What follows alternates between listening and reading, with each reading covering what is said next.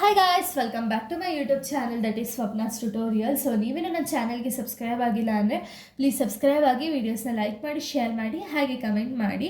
So ಇವತ್ತು ನಾನು ಮಾಡ್ತಿರೋ ಸಬ್ಜೆಕ್ಟ್ ಯಾವುದು ಅಂದರೆ 6M BComನ AFM ಸಬ್ಜೆಕ್ಟ್ನ ಎಕ್ಸ್ಪ್ಲೈನ್ ಮಾಡ್ತಿದ್ದೀನಿ. ಸೊ ಅದರಲ್ಲಿ ಚಾಪ್ಟರ್ 4 ಬಂದು cost of capital and capital structure theories ಅಂತ ಹೇಳಿ ಎಕ್ಸ್ಪ್ಲೈನ್ ಮಾಡ್ತಿದ್ದೀನಿ. ಪಾರ್ಟ್ 6 ಆಲ್ರೆಡಿ ನಾನು ಪ್ರೀವಿಯಸ್ ವೀಡಿಯೋದಲ್ಲಿ ಎಕ್ಸ್ಪ್ಲೈನ್ ಮಾಡಿದೆ. ಇದು ಪಾರ್ಟ್ 7th ವೀಡಿಯೋ ಆಗಿದೆ.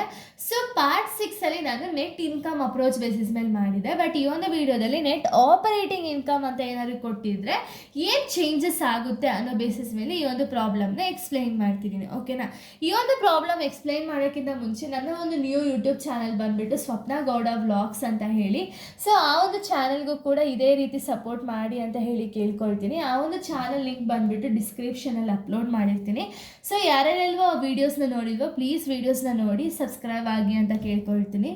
ಸೊ ಇದರಲ್ಲಿ ಫಸ್ಟ್ ನೆಟ್ ಇನ್ಕಮ್ ಅಪ್ರೋಚಲ್ಲಿ ಫಸ್ಟ್ ಪ್ರಾಬ್ಲಮ್ ಏನು ಅಂದರೆ AB ಅಂತ ಹೇಳಿ 2 ಆಗಿ ಡಿವೈಡ್ ಮಾಡಿಕೊಟ್ಟಿದ್ದಾರೆ. ಯಾವುದಿದು ಅಂದರೆ ಫಸ್ಟು ಆ company expected net operating income of rupees 2 lakh ಅಂದರೆ EBIT 2 lakh. It has 10 lakh 6% debenture. Overall capitalisation rate is 10%. Value of the firm and equity capitalisation rate ಅಂತ ಕೊಟ್ಟರೆ ಈ ಬೇಸಿಸ್ ಮೇಲೆ ಮಾಡ್ತೀರಾ. ಓಕೆನಾ? ನೆಕ್ಸ್ಟು ಡಿಬೆಂಚರಲ್ಲಿ if the debenture is increase to 15 lakh, what will be effect on the KO? Calculate the net income, net operating income approach ಅಂತ ಹೇಳಿ ಕೊಟ್ಟಿದ್ದಾರೆ. ಅಂದರೆ ಇಲ್ಲಿ ಏನು ಚೇಂಜಸ್ ಆಗಿಲ್ಲ. ಓಕೆನಾ? ಬಟ್ ಏನು ಹೇಳಿರೋದು ಅಂದರೆ ಸೇಮ್ ನಮಗೆ EBIT ಕೊಟ್ಟಿದ್ದಾರೆ 2 lakh, ಮತ್ತು ಎಷ್ಟು ಅಂದರೆ 10 lakh 6% ಡಿಬೆಂಚರ್ ಹೇಳಿದ್ದಾರೆ. ಅಂದರೆ KE ಬಂದುಬಿಟ್ಟು 10% ಹೇಳಿದ್ದಾರೆ ಕ್ಯಾಪಿಟಲೈಸೇಷನ್ ರೇಟು. ಅದಾದಮೇಲೆ ನೆಕ್ಸ್ಟ್ ಏನು ಹೇಳಿರೋದು ಅಂದರೆ ಡಿಬೆಂಚರು 2 lakh ಇದ್ದಿದ್ದು 15 lakh ಆದರೆ ಏನು ಡಿಫ್ರೆನ್ಸ್ ಆಗುತ್ತೆ ಅದನ್ನು net operating income approach basis ಮೇಲೆ ಹೇಳಿ ಅಂತ ಹೇಳಿರೋದು. ಓಕೆನಾ? ಈಗ ಡೈರೆಕ್ಟಾಗಿ ನಾವು ಪ್ರಾಬ್ಲಮ್ನ ಸಾಲ್ವ್ ಮಾಡೋದಾದರೆ first when debenture is 10 lakh, 10 lakh debenture ಇದ್ದಾಗ ಏನಾಗುತ್ತೆ ಅಂದರೆ 10 lakh if the debenture is 10 lakh, ಇಲ್ಲಿ ನಾವು EBITಗಿಂತ ಫಸ್ಟು ನಾವು ಏನು ತೊಗೊಳ್ಳೋದು ಅಂದರೆ ನೆಟ್ ಇನ್ಕಮ್ನ ತೊಗೊಳ್ತೀವಿ. ಎಷ್ಟು ಇನ್ಕಮ್ ಇದೆ? 2 lakh ಅಂತ ಹೇಳಿದ್ದಾರೆ. ಸೊ 2 lakh ಇನ್ಕಮ್ನ ತೊಗೊಳ್ತೀವಿ. KO ಎಷ್ಟಿದೆ ಅಂದರೆ ಕ್ಯಾಪಿಟಲೈಸೇಷನ್ ರೇಟ್ ಎಷ್ಟಿದೆ? 10% ಕ್ಯಾಪಿಟಲೈಸೇಷನ್ ರೇಟ್ ಇದೆ. ಓಕೆನಾ? ಸೊ ಇವಾಗ ನೀವೇನು ಮಾಡಬೇಕು ಅಂದರೆ ಮಾರ್ಕೆಟ್ ವ್ಯಾಲ್ಯೂ ಆಫ್ ದಿ ಫರ್ಮ್ನ ಫೈಂಡ್ ಔಟ್ ಮಾಡಬೇಕು ಅಂದರೆ EBIT divided by over all capitalisation rate into 100. EBIT ಬಂದುಬಿಟ್ಟು 2 lakh ಡಿವೈಡೆಡ್ ಬೈ 10 ಇಂಟು 100 ಅಂದರೆ KE ಬಂದುಬಿಟ್ಟು 10 ಅಲ್ವಾ, ಇಂಟು 100 ಮಾಡಿದಾಗ 20 lakh rupees ಬರುತ್ತೆ. ಇದನ್ನು ನೀವೇನು ಮಾಡ್ತೀರಾ ಅಂದರೆ ಪ್ರೀವಿಯಸ್ ನೆಟ್ ಇನ್ಕಮ್ ಅಪ್ರೋಚಲ್ಲಿ ಆ್ಯಡ್ ಮಾಡ್ತೀರಾ, ಬಟ್ ಮೈನಸ್ ಮಾಡ್ತೀರಾ ಇದರಲ್ಲಿ. ಓಕೆನಾ?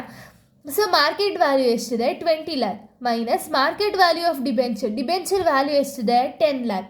20 lakhಯಿಂದ 10 lakhನ ನೀವು ಮೈನಸ್ ಮಾಡಿದ್ರೆ ನಿಮಗೆ ಸಿಗೋ ಆನ್ಸರ್ ಎಷ್ಟು ಅಂದರೆ 10 lakh rupees ಸಿಗುತ್ತೆ. ಓಕೆನಾ?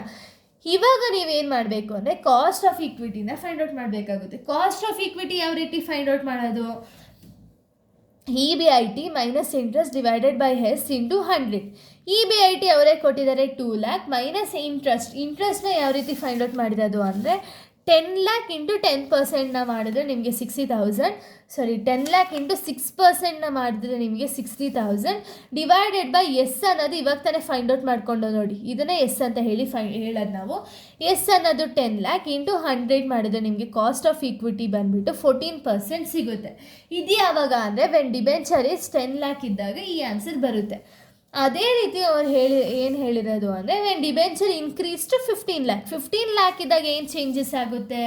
ಫಸ್ಟ್ ಸ್ಟೆಪ್ಪಲ್ಲಿ ಏನು ಚೇಂಜಸ್ ಆಗಲ್ಲ. When debenture is 15 lakh, EBIT divided by over all capitalisation rate into 100 ಮಾಡಬೇಕಾಗುತ್ತೆ. ಅಂದರೆ ಎಷ್ಟಿದೆ? 2 lakh ಡಿವೈಡೆಡ್ ಬೈ 10 ಇಂಟು 100 ಸೇಮೇ ಬರೀತೀರಾ, ಈಸ್ ಈಕ್ವಲ್ಸ್ ಟು 20 lakh ಬರೀತೀರಾ. ಬಟ್ ಮಾರ್ಕೆಟ್ ವ್ಯಾಲ್ಯೂ 20 lakh ಬಂತು. ಡಿಬೆಂಚರ್ ಮಾರ್ಕೆಟ್ ವ್ಯಾಲ್ಯೂ ಎಷ್ಟಿದೆ? 15 lakh ಇದೆಯಲ್ವಾ. 20 lakh ಮೈನಸ್ 15 lakh ಮಾಡಿದಾಗ ನಿಮ್ಗೆ ಎಷ್ಟು ಬರುತ್ತೆ? 5 lakh rupees ಆನ್ಸರ್ ಬರುತ್ತೆ. ಈ ಬೇಸಿಸ್ ಮೇಲೆ ಈ ಒಂದು ನಮ್ಮದು ಫಾರ್ಮುಲಲ್ಲಿ ಹಾಕ್ಕೊಂಡು ಸಬ್ಸ್ಟಿಟ್ಯೂಟ್ ಮಾಡಬೇಕಾಗುತ್ತೆ. EBIT minus interest divided by S into 100 ಮಾಡ್ಕೋಬೇಕಾಗುತ್ತೆ. ಓಕೆನಾ?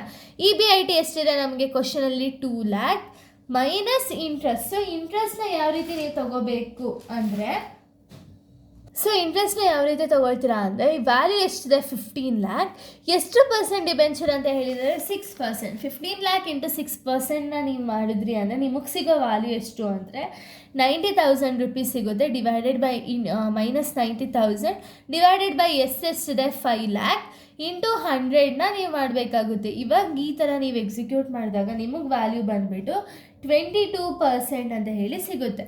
ಇದು ನಿಮಗೆ ಕಾಸ್ಟ್ ಆಫ್ ಈಕ್ವಿಟಿ ಆಗಿದೆ. ಓಕೆನಾ, ಇಲ್ಲಿಗೆ 4 ಚಾಪ್ಟರ್ ಅನ್ನೋದು ಕಂಪ್ಲೀಟ್ ಆಗುತ್ತೆ. ನೆಕ್ಸ್ಟ್ ವೀಡಿಯೋದಲ್ಲಿ ನಾನು ಬೇರೆ ಒಂದು ಚಾಪ್ಟರ್ನ ಎಕ್ಸ್ಪ್ಲೈನ್ ಮಾಡ್ತೀನಿ. So thank you guys, thanks for watching.